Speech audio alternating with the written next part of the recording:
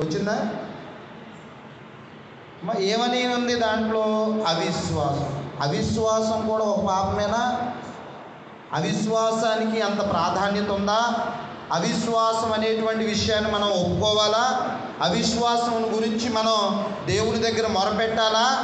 దీన్నేంటి pastor గారు అవిశ్వాసం గురించి దిద్దుబాటు అంశం అని రాశారు? దిద్దుబాటు అంశం అని పెట్టి కింద ఏం పెట్టామంటే అవిశ్వాసం.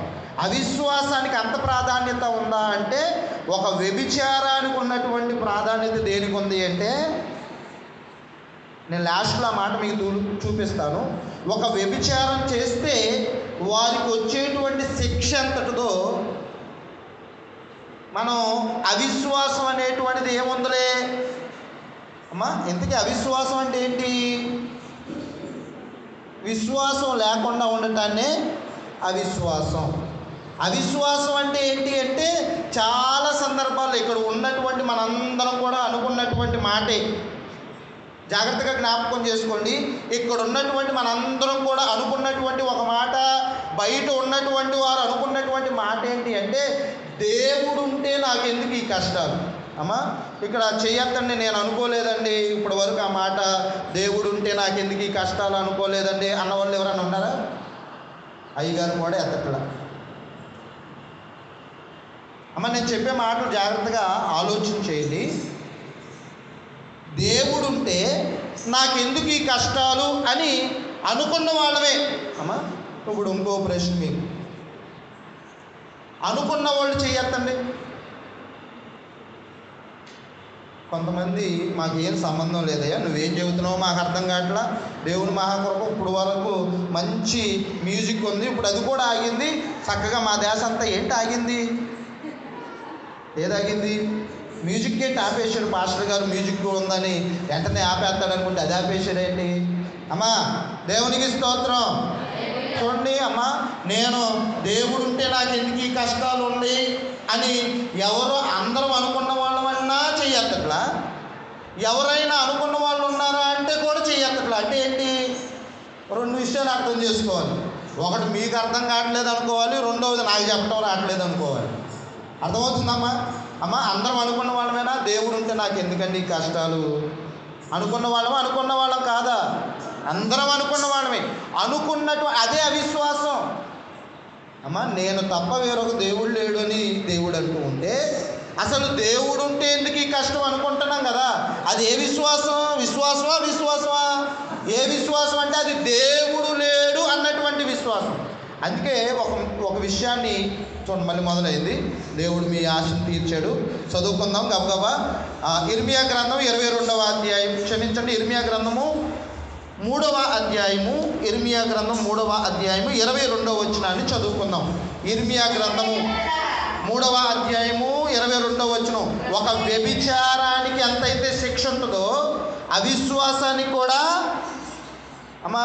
వ్యభిచారం చేస్తే ఎంత శిక్ష అయితే మనకు పడుతుందో, అవిశ్వాసం ఉంటే అంటే మనకి దేవుడు అంటే నమ్మకం లేకపోతే కూడా అంతే శిక్ష పడుతుంది. నేను లాస్ట్లో ఆ మాట మీకు చూపిస్తాను. చూడండి, చదువుకుందాం. చదవక. భ్రష్టులైన బిడ్డలారా తిరిగి రండి, మీ అవిశ్వాసమును. ఏంటంట ఈ రోజున దిద్దుబాటు అంశం ఏంటి అంటే అవిశ్వాసం. ఇక్కడ ఏమనుంది? భ్రష్టులైన పిల్లలారా అంటే ఎవరిని? బయటోళ్ళు కాదు, దేవుణ్ణి తెలుసుకున్నటువంటి వారికి కాదు ఈ మాట చెప్పేది.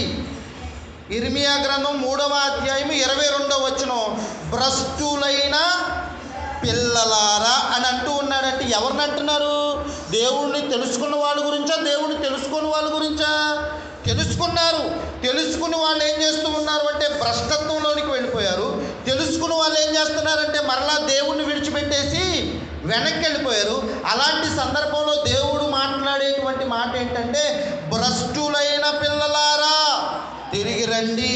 ఇది ఒక మనకు అవకాశం. ఏం అవకాశం? ఒకవేళ మనలో అవిశ్వాసం అనేటువంటిది ఉంటే దాన్ని సరి చేసుకోవడానికి దేవుడు ఒక అవకాశాన్ని ఇస్తున్నాడు. ఏం చేస్తూ ఉన్నాడు అంటే, ఈ అవిశ్వాసాన్ని తీసివేయాలంటే మన వల్ల కాదు. ఏదన్నా ఒక కష్టంలో ఉందనుకో ఒక సహోదరి, ఆ సహోదరి దగ్గరికి వెళ్ళి నువ్వు 4 మాటలు చెప్పావనుకోండి, వాళ్ళకి కాస్త ఏమనిపిస్తుంది అంటే విశ్వాసం అనిపిస్తుంది, కానీ మరలా వెంటనే ఏమనిపిస్తుందో తెలుసా? ఏమనిపిస్తుంది? అప్పటికప్పుడు కొంచెం రిలీఫ్ అనిపిస్తుంది, కానీ మరలా తర్వాత వెంటనే ఏమొచ్చేస్తుంది అంటే ఆ పూర్వమైనటువంటి సంఘటనలన్నీ గుర్తుకొచ్చేసి మరలా ఏ విశ్వాసంలోకి వెళ్ళిపోద్ది? మరలా ఏ విశ్వాసంలోనికి వెళ్ళిపోతాం అంటే అవిశ్వాసంలోనికి వెళ్ళిపోతాం. కాబట్టి ఇక్కడ దేవుడు మాట్లాడేటువంటి మాట ఏంటి అంటే అవిశ్వాసాన్ని బాగు చేయాలంటే ఏ డాక్టర్ వల్ల కాదు, అవిశ్వాసం నుండి బాగు చేయాలంటే ఏ మనిషి వల్ల కాదు. దేవునికి స్తోత్రం. జాగ్రత్తగా వినండి, ఎందుకు దేవుడు ఈ మాట మాట్లాడుతాడు. ఎక్కడన్నా విన్నామా మనం? ఇదిగో ఇచ్చట అవిశ్వాసమును బాగు చేయును అనేటువంటి ప్రియమైన దేవుని బిడ్డ విన్నామా? కొన్ని బోట్లు మనకు కనపడతాయి. ఏం బోట్లు కనపడతాయి? ఇక్కడ ఊపిరితిత్తులు బాగు చేయబడును అంటే చెస్ట్ ఫిజిషియన్, ఇక్కడ గుండెలు రిపేర్ చేయబడును అంటే రిపేర్ చేయబడిన అని ఉండదు, కానీ గుండె హాస్పిటల్, ఊపిరితిత్తుల హాస్పిటల్, కళ్ళు హాస్పిటల్, ముక్కు హాస్పిటల్, గొంతు హాస్పిటల్, ఎముకల హాస్పిటల్, అవన్నీ ఏం చేస్తాయి? ఏం చేయడానికి హాస్పిటల్ అని ఎక్కడ విన్నారు మరి? అవిశ్వాసము నుండి బాగు చేస్తాను, నేను రండి నా దగ్గరికి రండి, నేను అవిశ్వాసం నుండి విడిపిస్తానని ఎక్కడన్నా చూసాము మనం? ఎక్కడన్నా హాస్పిటల్ ఉందా?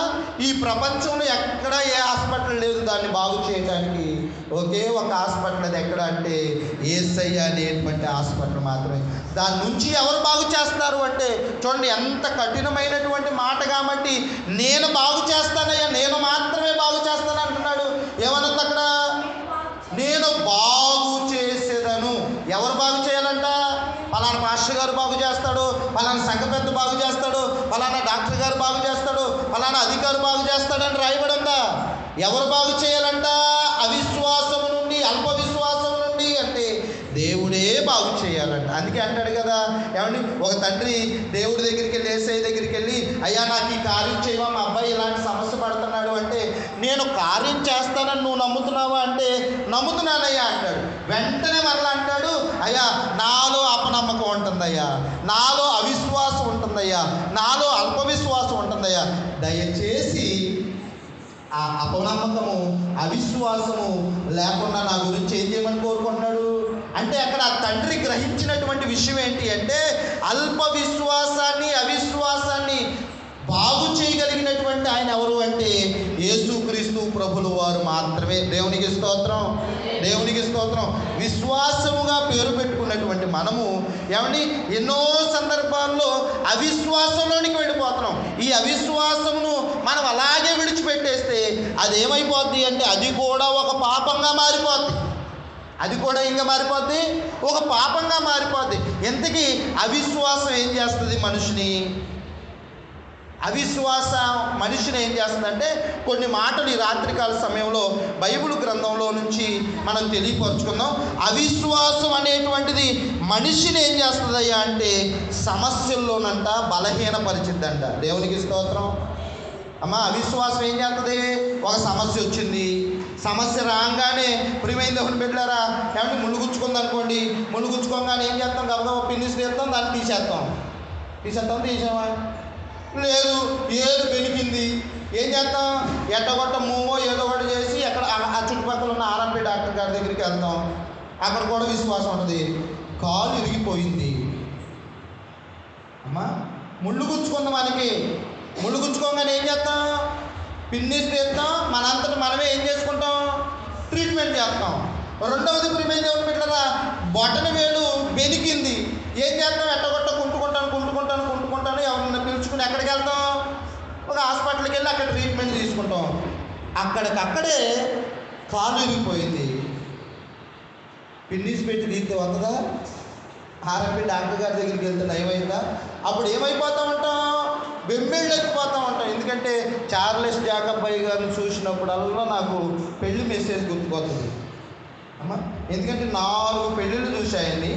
4 విజయవాడలో ఫిలదెల్ఫియా మరి రోజావాళ్ళ పాస్టర్ గారు 4 పెళ్ళిళ్ళకి వెళ్ళి ఆయన చేసిన పెళ్ళిళ్ళు. ఆ 4 పెళ్ళిళ్ళలో కూడా ఈ అంశం చెప్పకుండా లేడు. మరి ఎన్ని పెళ్ళిళ్ళకి చెబుతాడో తెలియదు, కానీ పెళ్ళైన కొత్తప్పుడంట తిమ్మిరిగా ఉంటుందంట. పెళ్ళైన తర్వాత 1 సంవత్సరం 6 నెలల వరకు ఎట్లా ఉంటుందంట? తిమ్మిరిగా ఉంటుందంట. దానికి ఏం చెప్పాడంటే బండి మీద వెళ్తూ ఉన్నప్పుడు ఒక వ్యక్తి పడ్డాడు అనుకో, పడంగానే వెంటనే ఏం చేస్తాడు? నన్ను ఎవరన్నా లేపుతారని చూస్తాడా? ఎవరన్నా చూస్తారా చుట్టుపక్కల చూసి దేవుని స్తోత్రం ఎవరు చూడలేదని టక్కని నిలబడతాడంట. ఆ చుట్టుపక్కల ఎవరో చూసిన ఆయన వచ్చి అయ్యా ఏమనైందా అంటే నేను కూడా బండి మీద నుంచి పడ్డా ఫస్ట్ సారి. ఇంకానే ప్రియమైన దేవుని బిడ్డలారా, నా ధ్యాస అంతా మా మామగారి మీద ఉంది. ఆయన ఎటు పడ్డాడో తెలవదు, నేను ఎటు పడ్డానో తెలవదు. నా వెనకమాల మా చిన్న బామ్మర్ది ఉన్నాడు, ఆయన ఎటు పడ్డాడో తెలవదు. నేను అటు ఇటు చూసి టక్కులు లేచి నిలబడ్డా. మా మామగారి ధ్యాస ఎవరి మీద ఉందంటే ఎవరి మీద ఉంది? అలా అమ్మాయి మీద. ఆయన ధ్యాస ఎవరి మీద ఉందంటే నా మీద ఉంది. గబగబ వచ్చి అయ్యా ఏమన్నా తగిలిందా ఏం తగలేదు వెళ్ళి నిలబడలేక ఎక్కడ అనుకున్నానంటే చెట్టుగా అనుకున్నా, కళ్ళు తిరుగుతుంటే. అయ్యా నిజం చెప్పయ్యా ఏమన్నా తగిలిందా అంటే అక్కడ దేనికి పోయా హెచ్చులకు పోయి ఏం తగలేదు అయ్యారు అన్న. సరేనని అక్కడ నుంచి ఇన్స్టిట్యూట్కి వెళ్ళి అక్కడ మాట్లాడి ప్రియమైన దేవుని బిడ్డారు ఒక రిసెప్షన్ కార్యక్రమానికి వెళ్ళి అక్కడ కూర్చుంటే ఉన్నాయి. ప్రియమైన దేవుని బిడ్డారా, అసలు నా బాధ వర్ణాతీతం కాదు. సరే దేవునికి స్తోత్రం, ఎట్టగొట్ట భోజనం ఆకలేస్తుంది. ఆ నెప్పులతోనే అన్నం తిందామని గబగబ వెళ్ళి అన్నం దగ్గర కూర్చోగానే ఈ చెయ్యి ఎట్ట రాట్లా. ఏ చెయ్య? అన్నం తినే చెయ్యి ఎట్ట రాట్లా. అక్కడేమో గబుకులు లెగిశాను, ఏం కాలేదని అన్నాను. ఇన్స్టిట్యూట్కి వెళ్ళాను, అక్కడ మాట్లాడాను. ఇక్కడికి వచ్చాను, రిసెప్షన్ చూసుకున్నాను, అక్కడ బాగా కొంచెం నొప్పులుగా ఉండే కానీ ఏం లేదు.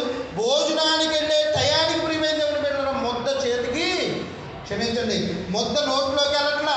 ఏమండి ఈ చెయ్యి పట్టుకుని ఈ చేయితో ఎట్లా తింటా, ఎన్ని ముద్దలు తింటాం? ఈలోగా అరుణ్ కుమార్ అయ్య గారు చూసాడు, ఏంటి అన్నాడు. ఏమీ లేదు లేరా పడ్డా అన్న. అమ్మా అక్కడ నుంచి అట్టగొట్ట ఆటో అంత తీవ్రమని నేను ఆయన కూడా కనపరచలా. అక్కడ నుంచి ఆటో బస్ స్టాండ్లో దించుతానన్నాడు. వద్దుగారు పిల్లలు ఉన్నారు కదా, ఆటో ఎక్కిపోతాడంటే ఆటో దగ్గర దించాడు. అక్కడ నుంచి ప్రియమైన దేవుని బిడ్డలారా ఎట్టగొట్ట ఏమండి ఈ ఒక బ్యాగ్ కూడా వేసుకెళ్ళారు దేవుని మహాగొప్ప. ఈ బ్యాగ్ జారిపోతే దాన్ని తీసుకోవడానికి చేయకూడదు అట్లా. అమ్మా ఆ ఆటో ఆయన్ని అయ్యా కొంచెం బ్యాగ్ పెట్టన్న. చేతులు బాగానే ఉన్నాయి అన్నట్టు చూశాడు ఆయన. అమ్మా ఈ ఒక్క తీసుకోవటం కానీ ఏమి లేదు, దోపుకోవటం కానీ ఏమి లేదు. ఆయన కింద నుంచి పైకి చూశాడు, నాకు అర్థమైంది వీడికి ఏమవలేదు, కాదులంటే పడ్డా అంటే కొంచెం చేతులు నెప్పుకోండి అన్న.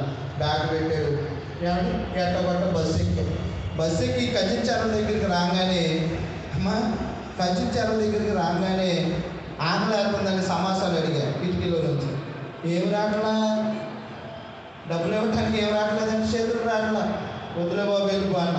టోల్ గేట్ దగ్గర దిగగానే ప్రియమైన దేవుని బిడ్డలారా అక్కడ సరే అట్టగొట్ట అయ్యగారికి చెబితే కంగారు పడతారులే ఎందుకులేని.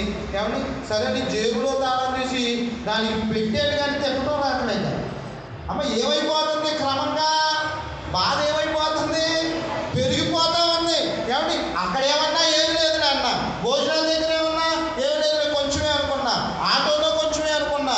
ఇంటి దగ్గరికి ప్రియమైన దేవుని బిడ్డలారా తాళం పెట్టేయడానికి ఏమవ్వట్లేదండి. అది తిప్పడం కూడా వెంటనే అంకబాబు చెప్పారు, ఏం లేదు నాన్న నువ్వు రామిలిగా ఎవరు చెప్పమాకన్నా.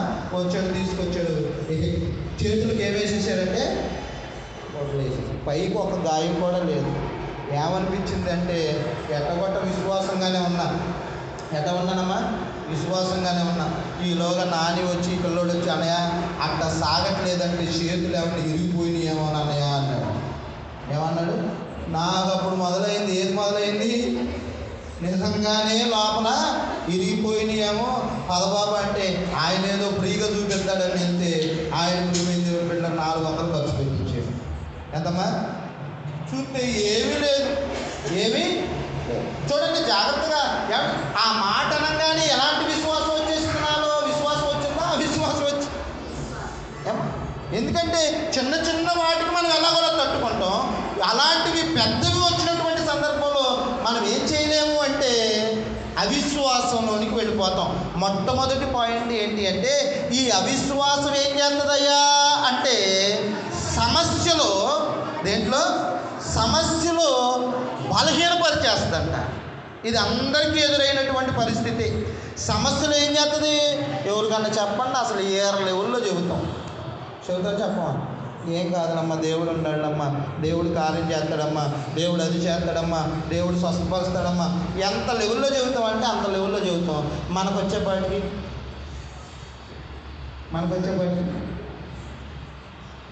మనకు వచ్చేపాటికి ఏమైపోతాం? చదువుకుందాం. రోమీలకు రాసిన పత్రిక ప్రియమైన దేవుని బిడ్డలారా 4వ అధ్యాయము 9వ వచనాన్ని చదువుకుందాం. రోమీలకు రాసిన పత్రిక 4వ అధ్యాయము 9వ వచనాన్ని చదువుకుందాం. రోమీలకు రాసిన పత్రిక 4వ అధ్యాయము 9వ వచనం. అమ్మా 4వ అధ్యాయం 19వ వచనం. 4వ అధ్యాయము 19వ వచనం. మరియు అతడు విశ్వాసమునందు బలహీనుడు.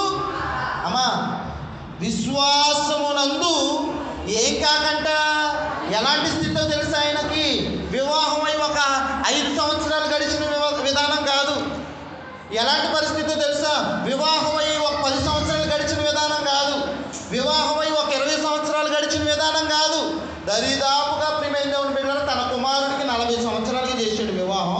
ఈయన వయసు కూడా 40 సంవత్సరాలకి చేసుకుంటే 100వ సంవత్సరంలో పుట్టాడు పిల్లోడు. దేవునికి స్తోత్రం. అంటే ఎన్ని సంవత్సరాలు? 60 సంవత్సరాలు వస్తే ఆయన శరీరం సీకిపోయింది 100 సంవత్సరాలకి. ఏమండి భార్య ఏమైపోయింది అంటే ముసలితనం అయిపోయింది బాగా. ఏమండి తనకి స్త్రీ ధర్మం కూడా ఏమైపోయింది అని ఉంటుంది అంటే ఊడిగెను అని ఉంటుంది. చూడండి అలాంటి పరిస్థితుల్లో దేవుడు నీకు పిల్లోడిని ఇస్తాను అంటే ఎల్లెల్లయ్య బాబు నీ పన్ను నువ్వు చూసుకుని అమ్మా ఏమంటావు ఎల్లెల్లయ్య నీ పన్ను నువ్వు చూసుకుని. నేను చెప్పే మాట మీకు అర్థమవుతుందా? అతడు దేంట్లో బలహీనుడు కాలేదంట. ఎందుకు? బలహీనుడు అవటానికి అవకాశం ఉందా లేదా?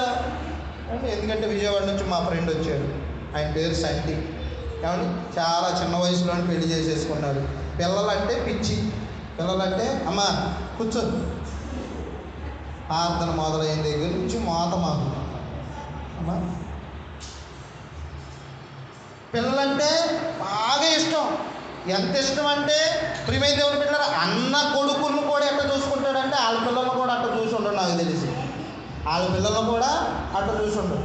ఎన్ని సంవత్సరాలు ఆలస్యమైంది అంటే 10 సంవత్సరాలు ఆలస్యమైంది పిల్లలకు. ఈ లోపు ఎంత టెన్షన్ అంటే ఓసారి ప్రియమైన దేవుని బిడ్డలారా జయశ్రీకి 3వ కూతురు పుట్టింది. ఎన్నో కూతురు పుట్టిందమ్మా? 3వ కూతురు పుడితే ఫోన్ చేశాడు. ఏంట్రా అన్నాడు. ఏంట్రా అన్న? ఏం లేదురా చెల్లి హాస్పిటల్కి వెళ్ళింది అన్నావు, ఏమైంది అన్నాడు. ఏమవలేదురా నొప్పులు వస్తున్నాయిరా అంటే సరే డెలివరీ అయినాక నాకు ఫోన్ చేయరా అన్నాడు. డెలివరీ అయిన తర్వాత అరే మళ్ళీ అమ్మాయి పుట్టిందిరా అన్న. అరే బావని అడగరా ఎత్తారేమో నేను పెంచుకుంటా అన్నాడు. దేవునికి స్తోత్రం. ఎవరిని అడగరా? బావని అడగరా పెంచుకుంటాను ఇస్తారేమో అడుగు అన్నాడు. సరే నేనేం చేశానంటే ఆయన అడగకుండానే సరే అడిగితే లేరా అన్న. మరలా ప్రియమైన దేవుని బిడ్డలారా అరగంటకు ఫోన్ చేసి అడిగేవేరా అన్నాడు. నేను అబద్ధం ఆడేసి అడిగారా అన్నాడు. ఏమన్నాడు అన్నాడు. నేను మళ్ళీ ఫోన్ చేస్తాలేరా అన్నాడు. మరలా 3వసారి 10 నిమిషాలకి మరలా ఫోన్ చేసేసి అరే అడిగేవా నేను వచ్చేస్తున్నాను కారు వేసుకుని వచ్చేస్తున్నాను అన్నాడు. ఎందుకురా కారు వేసుకుని అన్నా?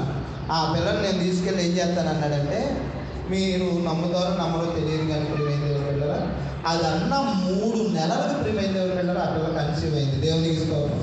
అమ్మాయి వెళ్ళినప్పుడల్లా ఎంత ఏడ్చేదంటే ఏమండి ఎందుకంటే ఎక్కడికో రాజమండ్రి దగ్గర కూడా ట్రీట్మెంట్కి వెళ్ళడానికి సిద్ధపడిపోయారు. కానీ దేవుని మహాకృప ఏంటి అంటే ఏమండి దేనికి సిద్ధపడిపోయారు? దేనికి సిద్ధపడిపోయారు? ఇక పాపని తెచ్చుకొని పెంచుకుందాం అన్నటువంటి దానికి సిద్ధపడిపోయారు. దేవుడు పెంచుకునే విధానంలో నీకు తీసుకెళ్ళాడా? ఈ రోజున ప్రియమైన దేవుని బిడ్డ మామూలు పిల్ల కాదు, పెద్ద చిన్న ఆయన అంటాడు కానీ చిన్నపిల్లడు. ఎందుకంటే నేనంటే ఎంత ఇష్టం ఆ పిల్లకి. విజయవాడ వెళ్తే వాళ్ళైనా ఒక్కోసారి వెళ్తున్నారా అంటే సరే వెళ్ళిరా అంటారు కానీ ఆమె మాత్రం వాళ్ళ ఇంటికి వెళ్ళేదాకా కూడా ఊరుకోదు. నువ్వు ఎక్కడ ఉండవు చెప్పి అక్కడికి వచ్చేస్తా మా అమ్మ అని. ఎందుకంటే దేవుడు ఇచ్చేటువంటి కృప. ఏమంటే వీళ్ళకి 10 సంవత్సరాలు, ఆయనకి ఎన్ని సంవత్సరాలు? ఆయనకి ఎన్ని సంవత్సరాలమ్మా? 100 సంవత్సరాలు వచ్చేసినాయి. పిల్లలు పుడతారా? కానీ విశ్వాసంలో ఏమవ్వలేదంట. విశ్వాసంలో ఏమవ్వలేదంట. బలహీనుడు అవ్వలేదంటండి. ఎందుకంటే ఈ అవిశ్వాసం ఏం చేస్తుందో తెలుసా మనల్ని? ఏమండి యేసు ప్రభులు వారు నీటి మీద నడుచుకుంటే వెళ్తున్నారు. ఎక్కడ నడుచుకుంటే వెళ్తున్నారు? నీటి మీద నడుచుకుంటే వెళ్తుంటే ఇదిగో నేనేలయ్యా భయపడమాక అంటే పేతురు గారు అన్నాడు నువ్వే అయితే నాకు కూడా ఆ కృపలు అన్నాడు. సరే రాయ దాందేమో భాగ్యంలే అని అన్నప్పుడు నడవమన్నప్పుడు నడుస్తూ ఉన్నాడు. దేంతో నడుస్తున్నాడు? విశ్వాసంతో నడుస్తున్నాడు. వెంటనే అమ్మ సాతాను ఊరుకుంటాడా? నేను ఇక నుంచి దృఢ నిశ్చయం తీసుకున్నాను, ఇక అవిశ్వాసం నాలోకి రానివ్వను అని నువ్వు ఎప్పుడైతే అంటావో పక్కన ఎవడుంటాడు? ఈ నడుస్తూ ఉన్నాడు, నేల మీద నడుస్తున్నాడు. నేల మీద నడిచిన మొదటి మనిషి ఎవరైనా ఉన్నాడయ్యా అంటే ఆయన పేరేం పేరమ్మా? పేతురు గారు. నడుస్తూ ఉన్నాడు, ఈలోగా బుయ్యలు గాలి వచ్చిందంట. ఏది గాలి వచ్చిందంట? మొన్న ఒక రోజున ఒక్కడనే ఇంట్లో పడుకున్నాను. ఎక్కడ పడుకున్నానమ్మా? ఒక్కడిని ఇంట్లో పడుకుంటే మా బావ నేను డామును బండి మీద నుంచి పడ్డ కాలు వచ్చింది. పడతాం ఎట్ట పడ్డాం? ఒక చీకటి వచ్చేసి మమ్మల్ని ఎదురు గుద్దిందంట. ఏదో బస్సో వ్యానో కాదు, చీకటి వచ్చేసి గుద్దింది. దెబ్బ ఉలుకు పడి లేచి ఏమండి అలా అడ్డు పడుకున్నారు, నేనేమో ఇక్కడ పక్కేసుకున్నాను. లేకుండా ఏమొచ్చింది? ఇప్పుడు పేతురు గారు భయపడ్డాడు అని చెబుతున్నాం, కానీ అర్ధరైతులు ఉలుకుపడి ఎక్కడ పడుకోవాల్సి వచ్చింది? ఇప్పుడు బుయ్యని కాదు రాగానే దేని చూశాడు? వెనక్కి తిరిగి చూశాడు. ఉన్న విశ్వాసం ఏమైపోయింది అంటే మునిగిపోసాగాడట. దేవునికి స్తోత్రం. ఆ సమస్యలో పేతురు గారిని ఏం చేసింది? అవిశ్వాసం ఏం చేసింది? బలహీనపరిచేసింది. తద్వారా ఏమవుతూ ఉన్నాడు అంటే మునిగిపోతా ఉన్నాడు. మొట్టమొదటిగా అవిశ్వాసం ఏం చేస్తుందయ్యా అంటే సమస్యలు మనకు వచ్చినప్పుడు మనల్ని ఏం చేస్తుంది? బలహీనపరుస్తుంది. రెండవది ఏంటయ్యా అంటే అవిశ్వాసం మన మనస్సుని కఠినం చేసేస్తుందంట. దేవునికి స్తోత్రం. అమ్మ, అవిశ్వాసం ఏం చేస్తుంది? మొదటిగా మనల్ని సమస్యలో బలహీనపరుస్తుంది. రెండవది అవిశ్వాసం మనల్ని ఏం చేస్తుంది అంటే కఠినపరిచేస్తుందంట. చూడండి 11వ అధ్యాయం రోమీయులకు రాసిన పత్రికలోనే 11వ అధ్యాయము 23వ వచనం. రోమీయులకు రాసిన పత్రిక 11వ అధ్యాయము 23వ వచనం. అమ్మా, వారును తమ అవిశ్వాసములో అంటు కట్టబడుదురు, దేవుడు వారిని మరలా అంటు కట్టుటకు శక్తి గలవాడు. 25వ వచనం చదువుకుందాం. సహోదరులారా, మీ దృష్టికి మీరే నీ బుద్ధిమంతులని ఈ మర్మము అదేమనగా అన్యజనులు ప్రవేశము సంపూర్ణమగు వరకు ఇశ్రాయేలీయునకు కఠిన మనస్సు కొంత మటుకు దేని వల్ల కలుగుతుందో తెలుసా? ఈ కఠిన మనస్సు అమ్మా, దేని వలన ఈ కఠిన మనస్సు కలుగుతుంది అంటే అవిశ్వాసం వలన మనసు కఠినమైపోతుంది. సమస్యకైనా మనం ఓర్చుకుంటాం, కానీ దేవుని మీద విశ్వాసం ఉంచుదావులే అనుకో. దేనితోనైనా పోరాడతాం. మా చెప్పే మాటలు అర్థమవుతున్నాయా? ఒకటి, అవిశ్వాసం ఏం చేస్తుంది అంటే సమస్యల్లో బలహీనపరుస్తుంది. రెండోది, అవిశ్వాసం ఏం చేస్తుంది అంటే మనల్ని కఠినపరిచేస్తుంది. అంటే కఠినపరిచి ఎవరి మీద ఆధారపడకుండా చేస్తుంది? దేవుని మీద ఆధారపడకుండా చేస్తుంది. మధ్యకు ఒక మాట ఏంటంటే యేసయ్య సిలువలో ఎలాడుతూ ఉన్నాడు. కుడి చేతి వైపు ఒక దొంగ ఉన్నాడు, ఎడం చేతి వైపు ఒక దొంగ ఉన్నారు. ఇద్దరు దొంగలు కూడా యేసయ్యని ఏం చేసిన వాళ్ళు ఏంటంటే దూషించారు. మొదటిగా దూషిస్తున్నారు. ఈలోగా యేసయ్య నోట్లో నుంచి వచ్చినటువంటి ఒక మాట ఏంటి అంటే, తండ్రి వీరేమి చేయుచున్నారో వీరు ఎరుగురు కనుక వీరిని క్షమించమని. ఆ మాట రాగానే కుడివైపు ఉన్నటువంటి దొంగ ఏమనుకున్నాడు అంటే, అరే ఇదిగో ఇంత రాళ్ళు పెట్టి కొట్టించుకున్నాడు, బళ్ళం పెట్టి పొడిపించుకున్నాడు, ఇంత శ్రమ పడ్డాడు, అయినా ఈయనలో ఏ గుణం ఉంది? క్షమించే గుణం. అంటే మనుష్యుల్లో ఉండనటువంటి గుణం ఎవరిలో ఉంది అంటే ఈయనలో ఉంది. ఈయనే నిజమైన రక్షకుడు అని ప్రియమైన దేవుని బిడ్డలారా, వెంటనే ఆయన మనస్సు మార్చుకొని ఏమండి ఒక అవిశ్వాసంలో నుండి విశ్వాసంలోకి వెళ్ళిపోయి అంటాడు, ప్రభువా నన్ను కూడా జ్ఞాపకం చేసుకోవయ్యా, నీ రాజ్యంలో నేను పాపం చేశానయ్యా, నేను ద్రోహం చేశానయ్యా, దొంగతనాలు చేశానయ్యా, అది చేశాను ఇది చేశానని దేవుడి దగ్గర ఒప్పుకునేమంటాడంటే నీ రాజ్యంలో నన్ను కూడా జ్ఞాపకం చేసుకోవా అన్నప్పుడు యేసయ్య ఏమంటాడు, నేడు నువ్వు నాతో కూడా ఎక్కడ ఉంటావంటే ఆ పక్కనోడు అంటాడు. అమ్మా, ఇద్దరికీ ఒకే సమస్య, ఇద్దరికీ ఒకే విధానంలో ఉన్నారు.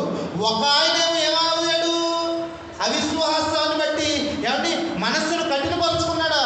అతనిలోనికి విశ్వాసం ప్రవేశించి అంటాడు, అయ్యా నన్ను క్షమించయ్యా, ఇదిగో నేను పాపనయ్యా, నన్ను నీ రాజ్యంలో జ్ఞాపకం చేసుకోయ్యా అన్నాడు. రెండోవాడు కూడా అదే అవకాశమా కాదా? మళ్ళీ ఏమంటాడంటే, నువ్వే దేవుడు అయితే నిన్ను నువ్వు రక్షించుకొని నన్ను కూడా రక్షించు. అప్పుడు పక్కన ఆయన అంటాడు, అరే మనకి ఈ శిక్ష తగిందే, కానీ ఆయనలో మాత్రం ఏ పాపం కూడా లేదా. నాకు అది అంతా తెలవదురా. ఏమైపోయింది ఆయన మనసు? అమ్మ నేను చెప్పే మాట మీకు అర్థమైందా? నాకు అదంతా తెలవదయ్యా, ఆయన రక్షించుకొని నన్ను అంటే ఏమైపోయింది ఆయన హృదయం?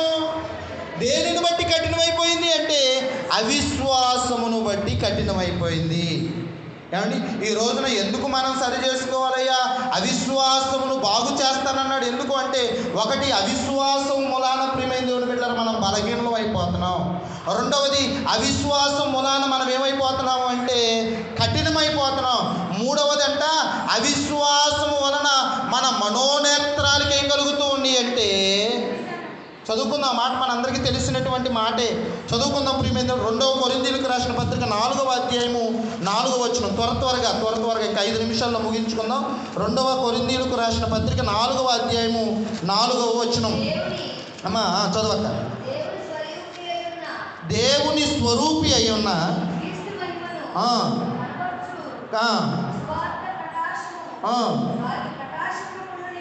ప్రకాశింపకుండు నిమిత్తము ఈ యుగ సంబంధమైన దేవత అవిశ్వాసులైన వారి మనోనేత్రాలకి, అమ్మా అవిశ్వాసులుగా ఉంటే పొందుకునేటువంటి 3వ గిఫ్ట్ ఏంటయ్యా అంటే, మొదటి గిఫ్ట్ ఏంటి?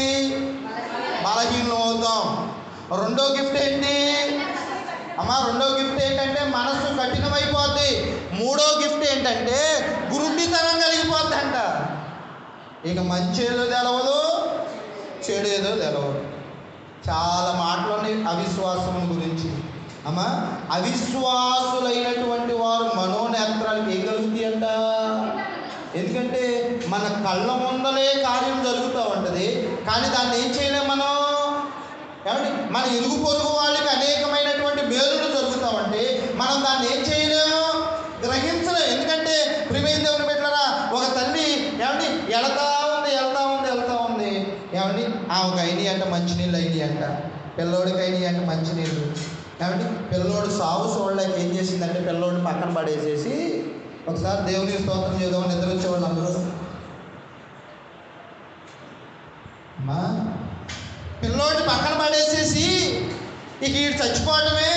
ఎందుకంటే ఏమొచ్చేసింది ఆమెకి? అవిశ్వాసం వచ్చేసింది. అవిశ్వాసం అనేటువంటిది ఏం చేస్తుందంటే కన్నులకు గురుడితనం కలగజేసేస్తుంది. చదువుకున్నాం 21వ అధ్యాయం ఆదికాండము 19వ వచనం. 21వ అధ్యాయము ఆదికాండము 19వ వచనం. 21వ అధ్యాయము ఆదికాండము 19వ వచనం. మరియు ఏం తెరిచాడంటమ్మా? ఎందుకు మూసుకుపోయి ఈ కార్యం ఇక నాకు జరగదు. నేను చెప్పే మాట మీకు అర్థమవుతున్నాయా అమ్మా? ఎందుకు మూసుకుపోయినాయి ఆమె కన్నులు? ఇక ఈ ఉద్యోగం నాకు రాదు, ఇక నా వ్యాపారం నాకు అభివృద్ధి అవ్వదు, నాకు ఇక పిల్లలు పుట్టరు, నా వ్యాధికి నుండి నాకు ఇక స్వస్థత రాదు, నేను ఈ అప్పుడు సమస్యలో నుండి నేనేమవ్వలేను అంటే బయటపడలేను అని మనంతట మనం ఏం చేస్తున్నాము అంటే ఉన్నటువంటి సమస్యను బట్టి, అవిశ్వాసాన్ని బట్టి మన కన్నులకు ఏమైపోతుంది? గురుడుతనం. అక్కడే ఉంది మేలు. సమస్య ఎక్కడ ఉంటుందో పరిష్కారం కూడా అక్కడే ఉంటుంది. అవునా కాదా అమ్మ? బిందె ఎక్కడ ఉంటుందో నీళ్ళు అక్కడ ఉంటాయి. ఉండవా? ఖాళీ బిందె పెడితే మేమేం చేయలేదు. సమస్య ఎక్కడ ఉంటుందో పరిష్కారం కూడా ఉంటుందా ఉండదమ్మా? ఇప్పుడు ఈ ఒక సమస్య వచ్చింది. ఏ సమస్య వచ్చింది? పిల్లవాడు చచ్చిపోయేటువంటి సమస్య వచ్చింది. ఆ సమస్య వచ్చినప్పుడు ఏమండి ఇక ఆమె ఏం చేసిందంటే, ఒకప్పుడు ప్రభువా అక్కడ నాకు నీళ్ళనిచ్చావు కదా, గర్భఫలంతో గర్భిణీగా ఉన్నప్పుడు నాకు నీళ్ళనిచ్చావు కదయ్యా, ఇప్పుడు కూడా నువ్వు ఇస్తావయ్యా అని నమ్మిందమ్మా? ఆ పిల్లోని పక్కన పాడేసేసి వీడు బతికింతే నా బతికింతే అని దేంట్లోకి వెళ్ళిపోయింది? అపనమ్మకంలోకి వెళ్ళిపోయి, అవిశ్వాసంలోకి వెళ్ళిపోయి, కన్నులకు ఏమైపోయింది అంటే గురుడి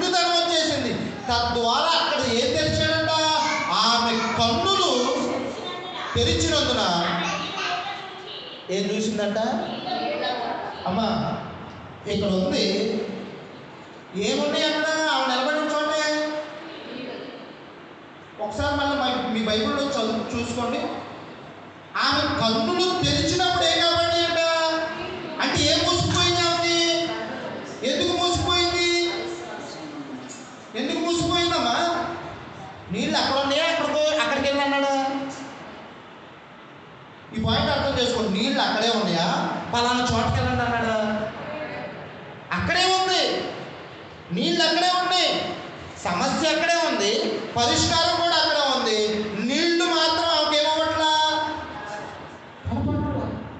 ఎప్పుడైతే ప్రియమైన దేవుని బిడ్డలారా ఆమె కన్నులు తెరవబడినయో, ఆ నీళ్ల తిండితో నీళ్లు తీసుకెళ్ళి ఎవరు పెట్టింది అంటే ఆ తర్వాత ప్రియమైన దేవుని బిడ్డలారా మంచి భవిష్యత్తు ఆ కుమారుడికి ఇవ్వటాన్ని మనందరం కూడా చూస్తాం.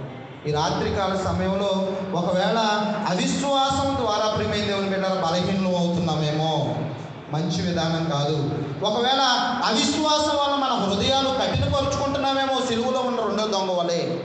లేకపోతే ఒకవేళ అవిశ్వాసం వలన మన మనోనేత్రాలకు గుర్తితనం. మంచిదా చెడ్డదా అవిశ్వాసం? మంచిదా?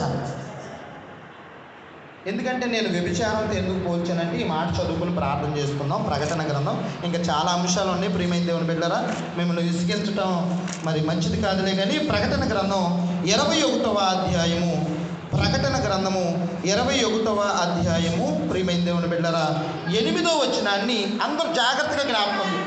అమ్మా అందరూ తెలియద్దాం దుర్గక్క.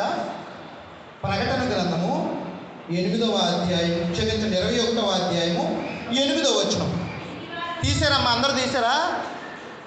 అవిశ్వాసికి ఎంత శిక్ష, క్షమించండి వ్యభిచారికి ఎంత శిక్ష, అవిశ్వాసికి కూడా అంతే శిక్ష. అందుకే దేవుడు ఏమంటున్నాడంటే నీ అవిశ్వాసాన్ని నేను బాగు చేస్తానని ఆయన పూచి తీసుకున్నాడు. లేకపోతే పలానా పాస్టర్ గారి దగ్గరికి వెళ్ళు, లేకపోతే పలానా వైద్యుడి దగ్గరికి వెళ్ళు, లేకపోతే ఆ పెద్ద దగ్గరికి వెళ్ళు, అక్కడికి వెళ్ళు, ఇక్కడికి వెళ్ళు అని చెప్పలా. ఆయన ఏమన్నాడు తెలుసా? నీకు కలిగి ఉన్నటువంటి అవిశ్వాసాన్ని నేనేం చేస్తా? నువ్వు ప్రార్థన చేయవలసినటువంటి ప్రార్థన ఏంటంటే నాకు అది పోయా, అయ్యా ద్రాక్ష ఫలాలు పోయా, లేకపోతే 10 కోట్లు పోయా, పైన స్టేర్ అయ్యా, ఇంకోటి పోయా, ఇంకోటి. అది కాదు ప్రియమైన దేవుని బిడ్డలారా. ప్రభువా నేను సమస్యలో ఉన్నప్పుడు నాకు అవిశ్వాసం ఉంటుంది. ప్రభువా ఇదిగో ఈ అవిశ్వాసం వల్ల నేను కఠినమైపోతున్నాను, ఈ అవిశ్వాసం వల్ల నా కన్నులు ఏమైపోతున్నాయి? గురుడితనం. అపోస్తులైనటువంటి పౌలు గారు అంటాడు, ఈ అవిశ్వాసం వలన నాకు తెలియకుండా హింసించాను, దూషించాను, హానికరుడుగా ఉన్నాను అంటాడు. దేన్ని బట్టో తెలుసా? అవిశ్వాసం. ఈ రిఫరెన్స్లు అన్నీ చెప్పుకుంటూ వెళ్తే సభకు కాదు ప్రియమైన దేవుని బిడ్డలారా. చూడండి, ఒక వ్యభిచారానికి ఎంతైతే శిక్ష, దేనికి కూడా అంతే శిక్ష. చదువక్క 8వ వచనాన్ని చదువుకుందాం అమ్మా. పిరికి వారును అవిశ్వాసులను, చాలే, పిరికి వారును అవిశ్వాసులను, అసహ్యులను, నరహంతకులను, వ్యభిచారులను, మాంత్రికులను, విగ్రహారాధికులను, అబద్ధికులందరూ అగ్ని. అమ్మా ఒక వ్యభిచారి ఎక్కడ పడుతున్నాడు? మీరు అర్థం చేసుకోవట్లా. ఒక వ్యభిచారి ఎక్కడ పడుతున్నాడు అండి? అగ్నిగుండంలో పడుతున్నాడు. ఒక అవిశ్వాసం ఎక్కడ పడుతున్నాడు? నేను చెప్పిన పాయింట్ టాలీ అయిందా మీకు?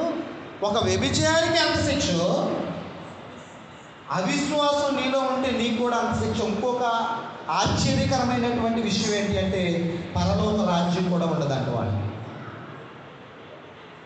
ఏం కూడా ఉండదంట? ఏం కూడా ఉండదంట? ఈ మాటను బట్టి అర్థమైందా మీకు? అవిశ్వాసికి, వ్యభిచారికి ఎంత శిక్ష, నరహత్య చేసిన వాడికి ఎంత శిక్ష, ఏమండి అవిశ్వాసికి కూడా. అందుకే యేసయ్య ప్రియమైన దేవుని బిడ్డలారా ఏమండి చనిపోయి తిరిగి లేచిన తర్వాత అందరూ ఆయన తిరిగి లేచాడని నమ్ముతూ ఉంటాడు. నమ్ముతూ ఉంటే ఒక ఆయన మాత్రం ఏం చేయడు? నమ్మడు. ఒక ఆయన నమ్మడండి. ఏమంటాడు తెలుసా?